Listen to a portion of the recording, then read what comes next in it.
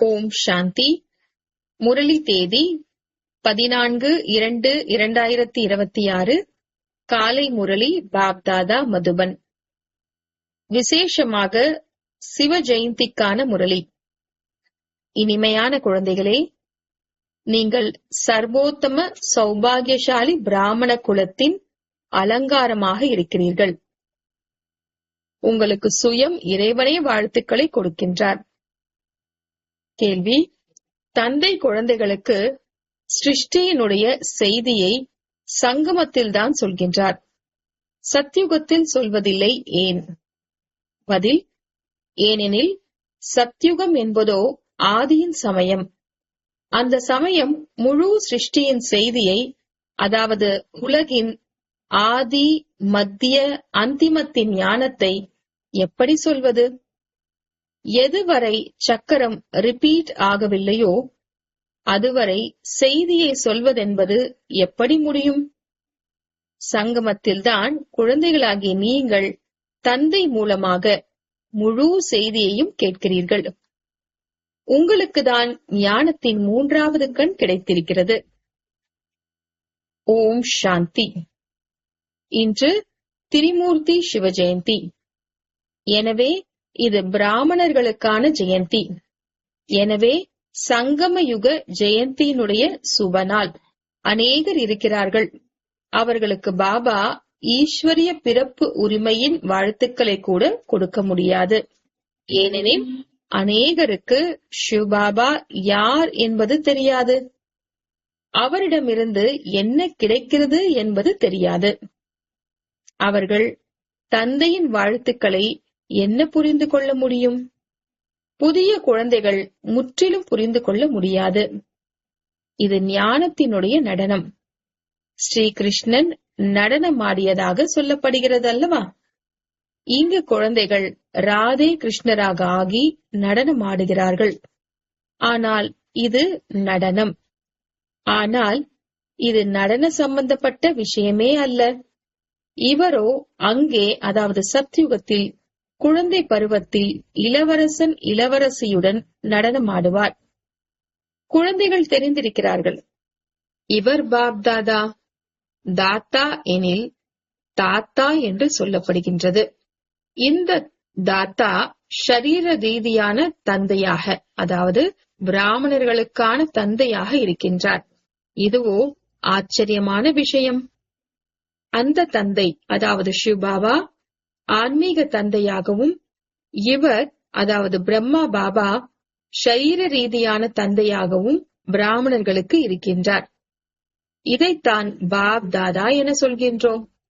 தந்தையிடமிருந்து, அதாவது சிவ பாபாவிடமிருந்து ஆஸ்தி தாத்தா, அதாவது பிரம்மா பாபா மூலம் கிடைக்கிறது. ஆஸ்தி என்பது தாத்தாவினுடையது. அதாவது பிரம்மா பாபா பிராமணர்களின் தந்தை எனில், அவரின் தந்தையாகிய சிவபாபா பிராமணர்களுக்கு தாத்தா உறவு முறை. அனைத்து ஆத்மாக்களும் சகோதரர்கள் எனும் போது ஆஸ்தி என்பது தந்தையிடமிருந்து கிடைக்கிறது.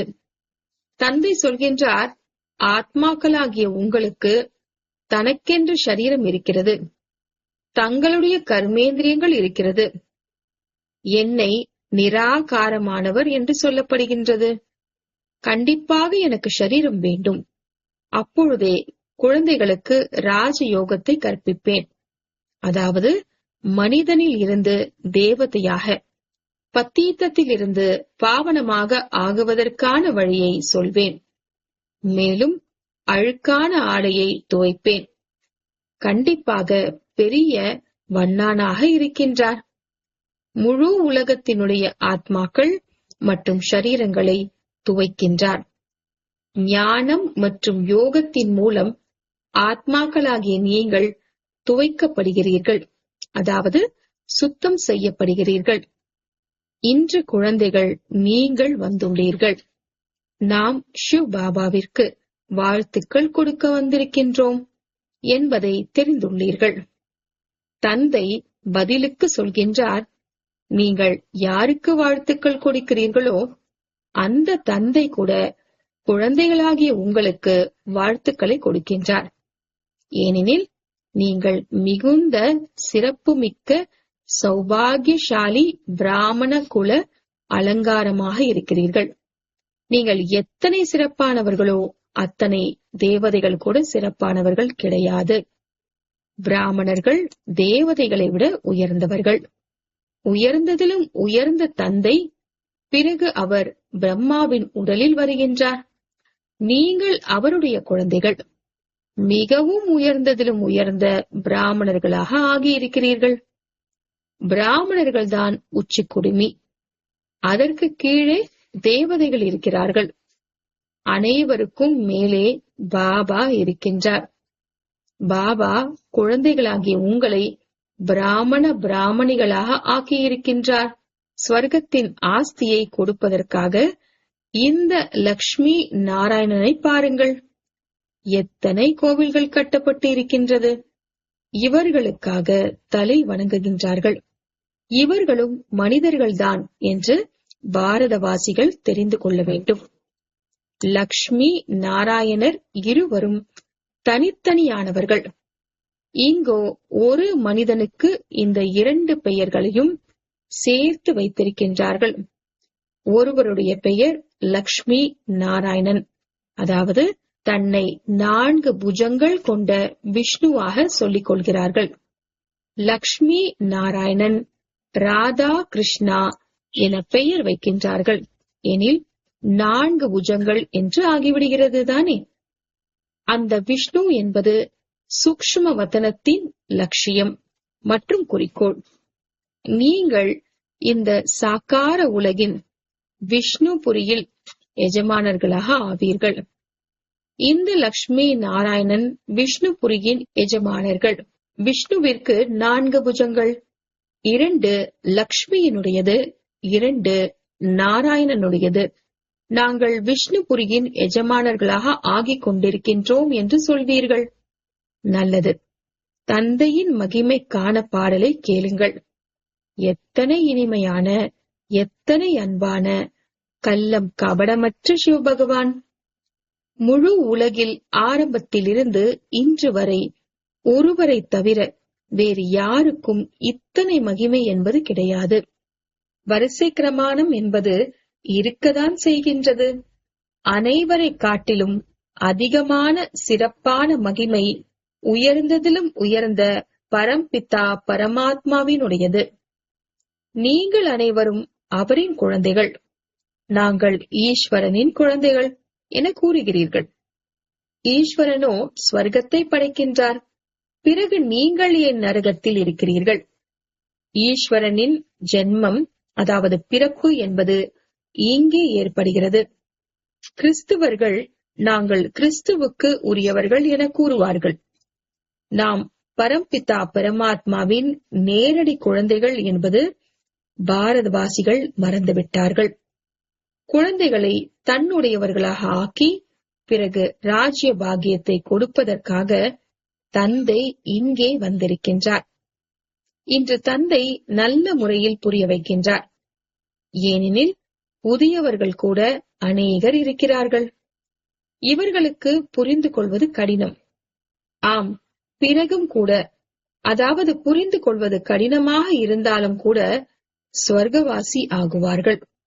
ஸ்வர்க்கத்தில் சூரியவம்சி ராஜா ராணியும் இருக்கிறார்கள். பணியாளர்களும் கூட இருக்கிறார்கள். பிரஜைகளும் கூட இருக்கிறார்கள். அதில் சிலர் ஏழை, சிலர் செல்வந்தர்களாக இருப்பார்கள். அவர்களுக்கும் கூட பணியாளர்களும் இருப்பார்கள். முழு ராஜதானியும் இங்கே நிறுவப்பட்டு கொண்டு இருக்கிறது. இது வேறு யாருக்கும் தெரியாது. அனைவரின் ஆத்மாக்களும் தமோ பிரதானமாக இருக்கின்றது. ஞானத்தின் 3வது கண் யாருக்கும் கிடையாது. இப்போது தந்தையின் மகிமையை கேட்டீர்கள். இவர் அனைவருடைய தந்தை. பகவான் தந்தை என்று சொல்கின்றோம். எல்லையற்ற சுகம் கொடுக்கக்கூடிய தந்தை. இதே பாரதத்தில்தான் எல்லையற்ற சுகம் இருந்தது. லக்ஷ்மி நாராயணனின் ராஜ்யம் இருந்தது. இந்த லக்ஷ்மி நாராயணன் சிறு வயதில் ராதா கிருஷ்ணராக இருக்கிறார். பிறகு லக்ஷ்மி நாராயணன் என்று பெயர் வைக்கப்படுகிறது. இந்த பாரதத்தில் 5000 வருடங்களுக்கு முன்பு தேவதைகளின் ராஜ்யம் இருந்தது. லக்ஷ்மி நாராயணனின் ராஜ்யத்தை தவிர வேறு எவருடைய ராஜ்யமும் இருக்கவில்லை. வேறு எந்த கண்டமும் இருக்கவில்லை. லக்ஷ்மி நாராயணன் இதற்கு முந்தைய பிறவியில் எப்படிப்பட்ட கர்மம் செய்திருந்தார்கள் என்பதை இப்போது பாரதவாசிகள் கண்டிப்பாக தெரிந்து கொள்ள வேண்டும். எப்படி பிர்லாவுக்கு சொல்கின்றார்கள், அதாவது எப்படிப்பட்ட கர்மம் செய்திருந்தால் இத்தனை செல்வந்தனாக ஆகியிருப்பார் என்று. முந்தைய பிறவியில் தானம் புண்ணியம் செய்திருப்பார் என்று கண்டிப்பாக சொல்வார்கள். சிலரிடம் நிறைய செல்வம் இருக்கிறது, சிலருக்கு உண்ணுவதற்கும் எதுவும் கிடைப்பதில்லை. ஏனெனில் அப்படிப்பட்ட கர்மம் செய்திருக்கின்றார்கள். கர்மம் என்பதை ஏற்றுக்கொள்கிறார்கள் தானே? கர்மம் அக்கர்மம் விக்கர்மத்தினுடைய கதியை கீதையில் பகவான் சொல்லியிருந்தார். அவருடைய மகிமையை கேட்டோம். சிவ பகவான் ஒருவர்தான், மனிதர்களை பகவான் என்று சொல்வதில்லை. இப்பொழுது தந்தை எங்கே வந்திருக்கின்றார்? புரிய வைக்கப்படுகிறது. அதாவது கண் முன்னே மகாபாரத சண்டை நின்று கொண்டு இருக்கிறது. எனவே இனிமையிலும் இனிமையான தந்தை புரிய வைக்கின்றார். இவரை துக்கத்தில் அனைவரும் நினைவு செய்கின்றார்கள். சுகத்தில் எவரும் நினைப்பதில்லை. ஸ்வர்க்கத்தில் துக்கம் என்பது இல்லாமல் இருந்தது. அங்கே தந்தையிடமிருந்து பெற்ற ஆஸ்தி இருந்தது. 5000 வருடங்களுக்கு முன்பு எப்பொழுது சிவபாபா வந்திருந்தாரோ அப்போது பாரதத்தை ஸ்வர்க்கமாக ஆக்கினார். இப்பொழுது நரகமாக இருக்கிறது. ஸ்வர்க்கம் ஆக்குவதற்காக தந்தை வந்திருக்கின்றார். உலகத்தினருக்கோ இது தெரியக்கூட இல்லை. நாங்கள் எல்லோரும் குருடர்கள். குருடர்களுக்கு ஊன்றுகோலான பிரபுவே வாருங்கள், வந்து கண்களை தாருங்கள் என்று சொல்கின்றார்கள். குழந்தைகளாகிய உங்களுக்கு ஞானத்தின் 3வது கண் கிடைத்திருக்கிறது. ஆத்மாக்களாகிய, அதாவது ஷரீரமற்ற நாம் எங்கே இருக்கின்றோமோ அது சாந்தி தாமம். தந்தையும் கூட அங்கேதான் இருக்கின்றார். ஆத்மாக்களாகிய நீங்களும் மேலும் நானும், அதாவது ஸ்ரீபாபா மற்றும் பிரம்மா பாபாவின் ஆத்மா அங்கே வசிக்கின்றார்கள். இவருடைய ஆத்மாவை பார்த்து, அதாவது பிரம்மா பாபாவின் ஆத்மாவை பார்த்து சொல்லப்படுகின்றது. அதாவது ஆத்மாக்களாகிய உங்கள் அனைவரின் தந்தையாகிய நான் இங்கே, அதாவது சாந்தி தாமத்தில் இருக்கின்றேன். நீங்கள் மறு ஜென்மத்திற்கான பங்கை நடிக்கிறீர்கள். நான் நடிப்பதில்லை. நீங்கள் விஸ்வத்திற்கு எஜமானர்கள் ஆகுகின்றீர்கள். நான் ஆகுவதில்லை. உங்களுக்கு 84 பிறவிகள் எடுக்க வேண்டி இருக்கிறது. குழந்தைகளே, நீங்கள் உங்களுடைய ஜென்மங்களை பற்றி தெரிந்திருக்கவில்லை என உங்களுக்கு புரிய வைத்திருந்தேன். 84 லட்ச ஜென்மங்கள் என்று சொல்லப்படுகிறது. இது பொய்யான விஷயங்கள். நான் ஞான கடல், பதீத பாவனனாக இருக்கின்றேன். எப்பொழுது எல்லோரும் பதீத்தமாகின்றார்களோ அப்பொழுதுதான் வருகின்றேன். அப்பொழுதுதான் வந்து சிருஷ்டியின் ஆதி மத்திய அந்திமத்தின் ரகசியத்தை புரிய வைத்து திரிகாலதர்ஷியாக ஆக்குகின்றேன். முதலில் மனிதன் எப்படி படைக்கப்பட்டான் என்று அநேகர் கேட்கின்றார்கள். பகவான் சிருஷ்டியை எப்படி படைப்பார்? ஒரு சாஸ்திரத்தில் கூட காட்டப்பட்டுள்ளது. அதாவது பிரளயம் ஏற்பட்டு பிறகு அரச மரத்தின் இலையில் குழந்தை, அதாவது ஸ்ரீ கிருஷ்ணர் வந்தார். தந்தை சொல்கின்றார், அப்படிப்பட்ட விஷயங்கள் எதுவும் கிடையாது. இது எல்லையற்ற டிராமா. பகல் என்பது சத்யுகம் திரேதாயுகம், இரவு என்பது துவாபர யுகம் கலியுகம். குழந்தைகள் தந்தைக்கு வாழ்த்துக்கள் கொடுக்கின்றார்கள். தந்தை சொல்கின்றார், தத்தத்துவம் நீங்களே, அதுவே நீங்கள். நீங்கள்தான் 100% துர்பாகியசாலியிலிருந்து 100% சௌபாகியசாலியாக ஆகியிருக்கிறீர்கள். நீங்கள் பாரதவாசிகள்தான் அப்படி சௌபாகியசாலியாக இருந்தீர்கள். ஆனால் உங்களுக்கு தெரியாது. தந்தை வந்து சொல்கின்றார், நீங்கள் உங்களுடைய பிறவிகளை பற்றி அறிந்திருக்கவில்லை. நான் வந்து சொல்கின்றேன், நீங்கள் 84 பிறவிகள் எடுத்துள்ளீர்கள். தந்தை சங்கமத்தில் உங்களுக்கு முழு சிருஷ்டியின் செய்தியை சொல்கின்றார். சத்யுகத்தில் சொல்வேனா என்ன? எந்த சமயத்தில் சிருஷ்டியின் ஆதி, மத்தியம, அந்திமம் என்பது ஏற்படவில்லையோ அப்போது அதை பற்றிய செய்தி எப்படி புரிய வைப்பது? நான் வருவது அந்திமத்தில், அதாவது முடிவில், கல்பத்தினுடைய சங்கம யுகத்தில்.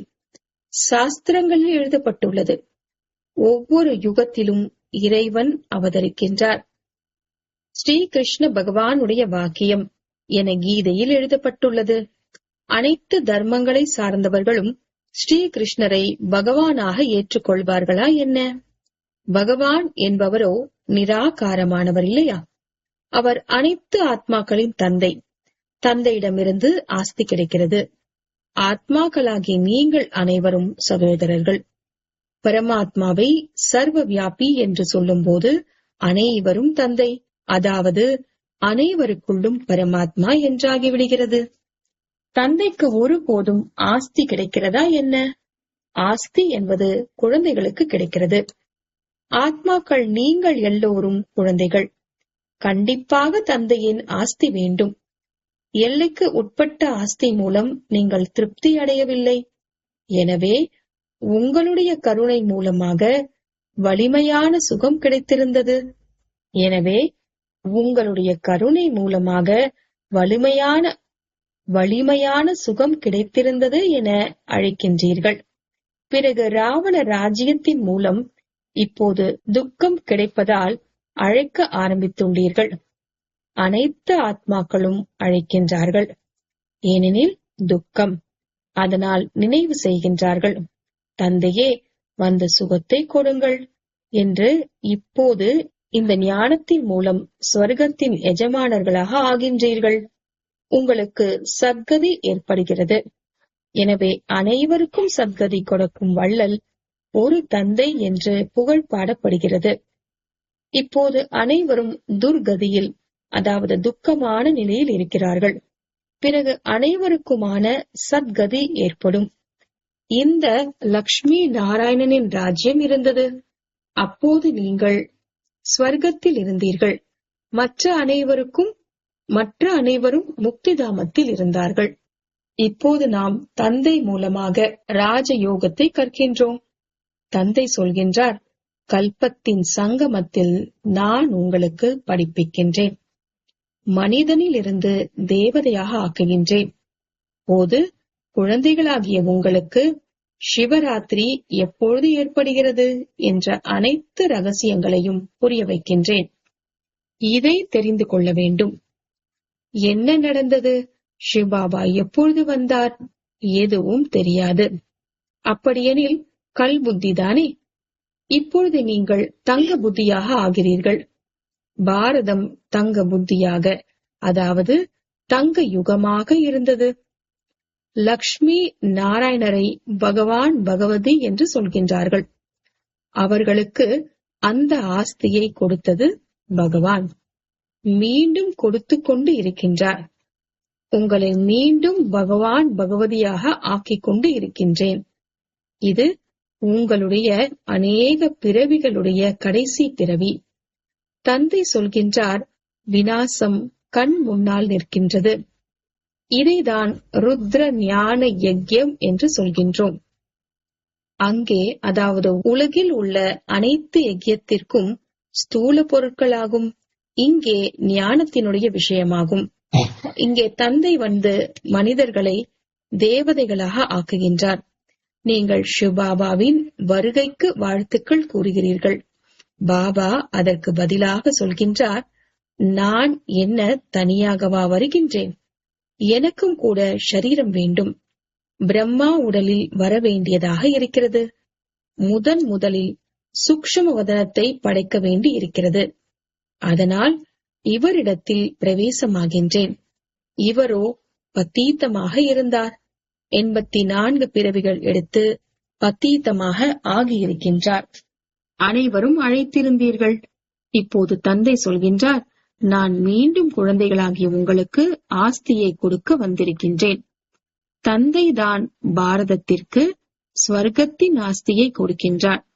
ஸ்வர்க்கத்தை படைக்கக்கூடிய தந்தை கண்டிப்பாக ஸ்வர்க்கத்தின் பரிசை தானே தருவார். இப்பொழுது நீங்கள் ஸ்வர்க்கத்தின் எஜமானர்களாக ஆகிக் கொண்டிருக்கிறீர்கள். இது பாடசாலை. மனிதர்களை எதிர்காலத்தில் 21 பிறவிக்காக தேவதை ஆக்கக்கூடியது. நீங்கள் ஸ்வர்க்கத்தின் எஜமானர்களாக ஆகிக் கொண்டே இருக்கிறீர்கள். 21 பிறவிகளுக்கு நீங்கள் சுகத்தை பெறுகிறீர்கள். அங்கே திடீர் மரணம் என்பது ஏற்படாது. எப்பொழுது ஷரீரத்தின் ஆயுள் முடிவடைகிறதோ அப்பொழுது சாட்சாத்காரம் ஏற்படும். ஒரு ஷரீரத்தை விட்டு மற்றொன்றை எடுப்பீர்கள். பாம்பின் உதாரணம், அதாவது சட்டையை உரிப்பதாக கூட இருக்கிறதல்லவா? குழந்தைகளாகி நீங்கள் தந்தைக்கு வாழ்த்துக்களை கொடுக்கிறீர்கள். தந்தை பிறகு உங்களுக்கு வாழ்த்துக்களை கொடுக்கின்றார். நீங்கள் இப்பொழுது துர்பாகியசாலியிலிருந்து சௌபாகியசாலியாக ஆகிக் கொண்டே இருக்கிறீர்கள். பத்தீத்த மனிதனிலிருந்து பாவன தேவதையாக ஆகிறீர்கள். சக்கரம் சுற்றுகின்றது இல்லையா? குழந்தைகளாகிய உங்களுக்கு இதை நான் புரிய வைக்க வேண்டும். பிறகு அது மறைந்து போய்விடும். சத்யுகத்தில் ஞானத்திற்கான அவசியம் இருக்காது. இப்பொழுது நீங்கள் துர்கதியில் இருக்கிறீர்கள். அதனால்தான் இந்த ஞானத்தின் மூலம் சத்கதி கிடைக்கின்றது. தந்தைதான் வந்து ஸ்வர்க்கத்தை நிறுவுகின்றார். அனைவரின் சத்குரு ஒருவர் மட்டுமே. மற்றபடி பக்தி மார்க்கத்தில் கர்ம காண்டத்தின், அதாவது சடங்குகள், யாகங்கள் பற்றிய வேதத்தின் ஒரு பகுதி மூலம் எவருக்கும் சத்கதி ஏற்படாது. அனைவரும் ஏணிப்படியில் இறங்கிதான் ஆக வேண்டும். பாரதம் சதோ பிரதானமாக இருந்தது. பிறகு 84 பிறவிகள் எடுக்க நேரிட்டது. பிறகு இப்பொழுது நீங்கள் ஏற வேண்டும். நம்முடைய வீடான முக்தி தாமத்திற்கு செல்ல வேண்டும். இப்பொழுது நாடகம் முடிவடைகின்றது. இந்த பழைய உலகம் முடிவடைந்து போய்விட்டது. பாரதத்தை அழிவற்ற கண்டம் என சொல்லப்படுகின்றது. தந்தையின் ஜென்மஸ்தானம், அதாவது பிறப்பிடம் பாரதம் ஒரு பொழுதும் அழியாது. நீங்கள் சாந்தி தாமம் சென்றுவிட்டு பிறகு வருவீர்கள். வந்து ராஜ்யம் செய்வீர்கள். பாவனம் மற்றும் பத்தீத்தம் என்று பாரதத்தில்தான் ஏற்படுகிறது. 84 பிறவிகள் எடுத்து எடுத்து பத்தீத்தமாகின்றீர்கள். யோகியிலிருந்து போகியாக ஆகின்றீர்கள். இது கொடூரமான நரகம், மகான் துக்கத்திற்கான சமயம். இப்பொழுதோ நிறைய துக்கம் வரவேண்டி இருக்கிறது. அநியாயமாக இரத்த களரியின் விளையாட்டு நடைபெறும். அமர்ந்தவாறே குண்டுகளை போடுவார்கள். நீங்கள் என்ன குற்றம் செய்தீர்கள்? காரணமின்றி அனைவருக்குமான விநாசம் ஏற்பட்டுவிடும். விநாசத்தின் சாட்சா்காரம் என்பது குழந்தைகள் செய்துள்ளார்கள். இப்பொழுது நீங்கள் சிருஷ்டி சக்கரத்தின் ஞானத்தை தெரிந்து கொண்டிருக்கிறீர்கள். உங்களிடம் ஞானத்தின் வாள் என்பது உள்ளது. ஞான ஆயுதம் இருக்கிறது. நீங்கள் பிரம்மாவின் முக வம்சாவளி பிராமணர்கள். பிரஜாபிதா கூட தந்தையாக இருக்கின்றார். கல்பத்திற்கு முன்பு கூட இவர் வாய் மூலமாக வம்சம், அதாவது முக வம்சாவளி படைக்கப்பட்டு இருந்தது. தந்தை சொல்கின்றார், நான் கல்ப கல்பமாக வருகின்றேன். இவரிடத்தில் பிரவேசமாகி உங்களை முக்க வம்சாவளியாக ஆக்குகின்றேன். பிரம்மா மூலமாக ஸ்வர்க்கத்தின் ஸ்தாபனையை செய்விக்கின்றேன். ஸ்வர்க்கத்திற்கு எதிர்காலத்தில் தான் செல்வீர்கள்.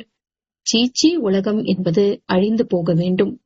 எல்லையற்ற தந்தை வருவதே புதிய உலகை படைப்பதற்காக. தந்தை சொல்கின்றார், நான் குழந்தைகளாகிய உங்களுக்கு உள்ளங்கையில் ஸ்வர்க்கத்தை கொண்டு வந்துள்ளேன். உங்களுக்கு எந்த சிரமத்தையும் கொடுப்பதில்லை. நீங்கள் அனைவரும் திரௌபதிகள். நல்லது. இனிமையிலும் இனிமையான தேடி கண்டெடுக்கப்பட்ட செல்லமான குழந்தைகளுக்கு தாயும் தந்தையுமான பாப்தாதாவின் அன்பு நினைவுகள் மற்றும் காலை வணக்கம். ஆன்மீக தந்தையின் ஆன்மீக குழந்தைகளுக்கு ஆன்மீக குழந்தையின் ஆன்மீக தந்தைக்கு நமஸ்தே. தாரணைக்கான முக்கிய சாரம்: தேவதைகளை விட நீங்கள் சர்வ உத்தம பிராமணர்கள்.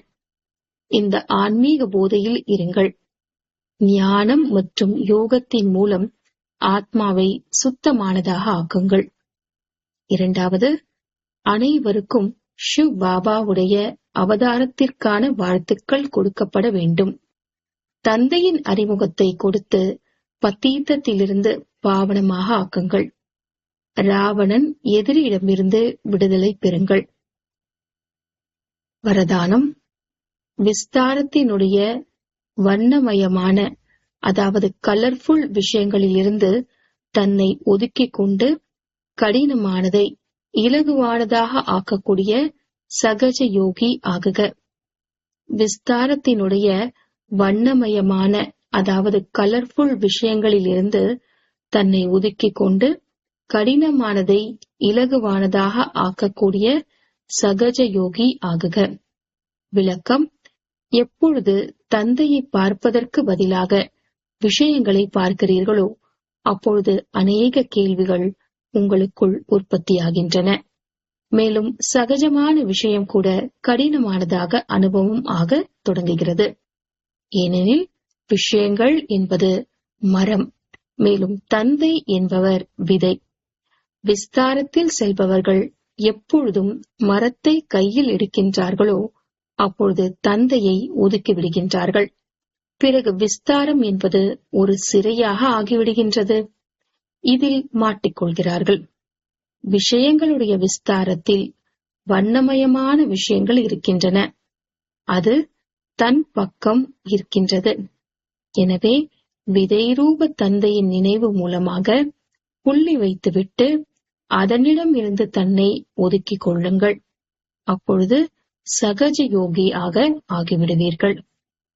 ஸ்லோகன்: நான் மற்றும் எனது என்ற கலவையை அதாவது கலப்பு உலோகத்தை அழித்து விடுவதுதான் உண்மையான தங்கம் ஆகுவது. நான் மற்றும் எனது என்ற கலவையை அதாவது கலப்பு உலோகத்தை அழித்து விடுவதுதான் உண்மையான தங்கம் ஆகுவதாகும். அவ்யக்த சமிக்கை: ஒற்றுமை மற்றும் நம்பிக்கை எனும் சிறப்புகள் மூலம் வெற்றி நிரம்பியவராகுக.